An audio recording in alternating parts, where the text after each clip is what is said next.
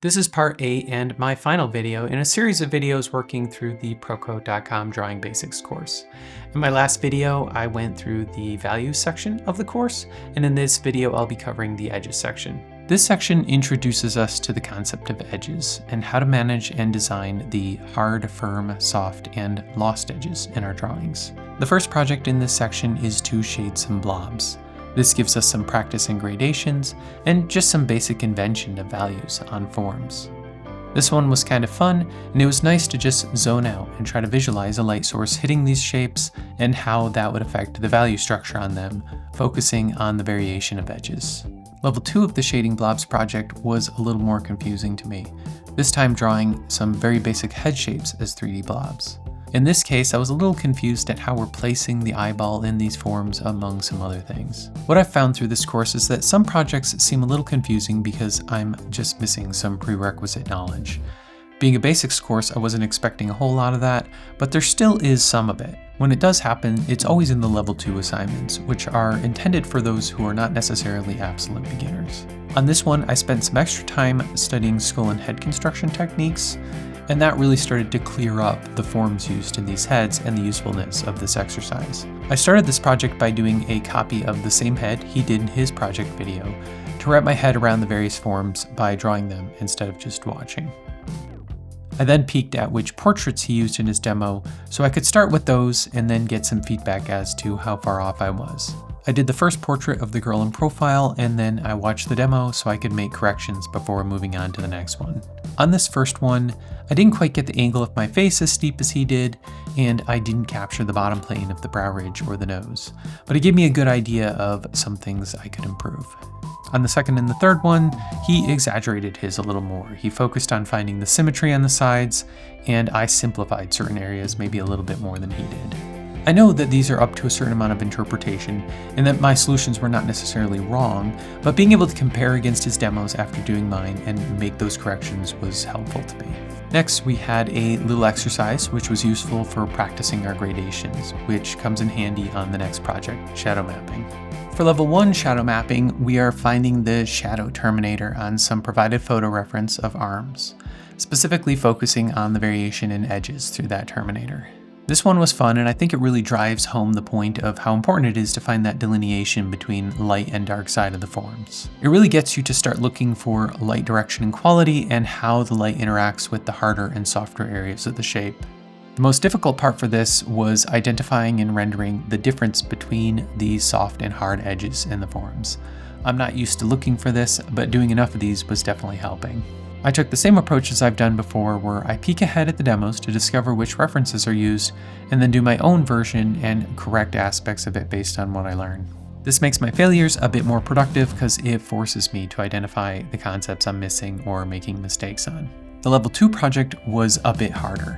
Now we have flat lighting and we need to try to invent a light source to find the terminator on these forms. I ended up using some anatomy reference that I have to get a better idea of what was going on in the arms.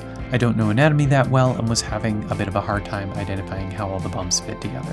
The anatomy reference definitely helped with the flat lighting. I discovered here that I need to do a little bit better job of remembering to vary my line weight and design my shapes. Next, we have a warm-up exercise to practice textured gradients.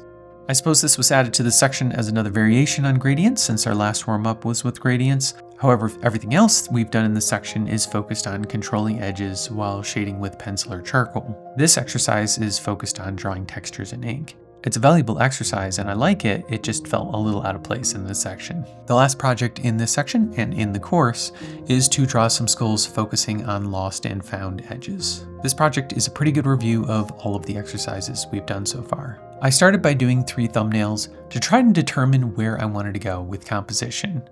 I did my final drawing on a little bit bigger size paper this time, 14 by 17. I did the initial lay-in for the proportions with a lighter HB pencil. Next, I went through and darkened in all the shadows with a 4B pencil. Then I went to town with graphite powder, and I was trying to get an even tone on the background areas, and I was failing miserably. This is my first time using graphite powder, and I definitely could have used some more practice applying it evenly. I basically just made a bit of a mess.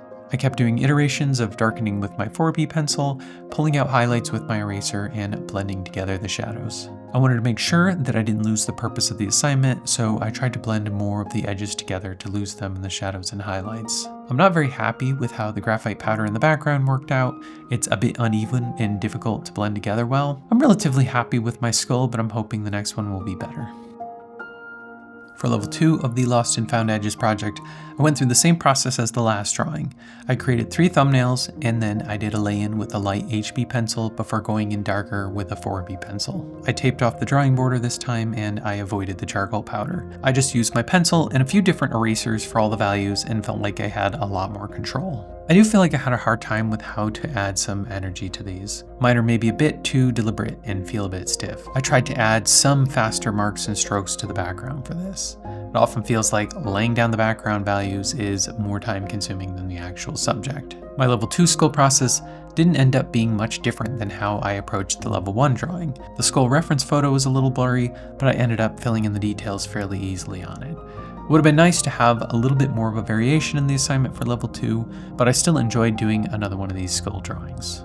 Overall, I'm happy with where I ended up on these final drawings. I feel like they reflect some of the new things that I've learned in this course. I came into this course with a little bit of drawing experience already, but hoping to pick up some more of the fundamental skills that I maybe missed along the way as I was learning. And I would say that I was able to find that and probably a bit more. I ended up spending about 81 hours on instructional videos and 158 hours drawing for the various projects, for a total of 239 hours to complete this course. And while that may seem like a lot, since it's split across a variety of topics, it never feels particularly repetitive or boring. The instructional videos are fairly succinct and to the point, and while I would not recommend watching those instructional videos at a faster speed, you probably could get away with watching some of the longer critique videos at a faster speed without missing a whole lot. I would say that spending any less than 150 hours drawing for the various projects overall would probably be doing yourself a disservice in learning the material. I don't feel like I was being much of an overachiever with the amount of time that I spent on those projects, but I also wasn't skipping any or rushing through any of them. And keep in mind, this was the total time it took me to do both the level 1 and the level 2 exercises in all of the projects in the course.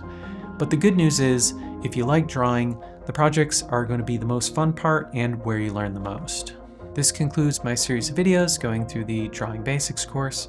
I hope you enjoyed following along. If you're still considering whether you should buy this course or not, I will be doing a final follow-up video with a full review.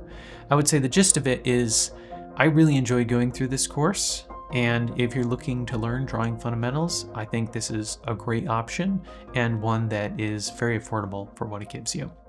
Subscribe to the channel to become a Negative Space Cadet and follow along with where we go next.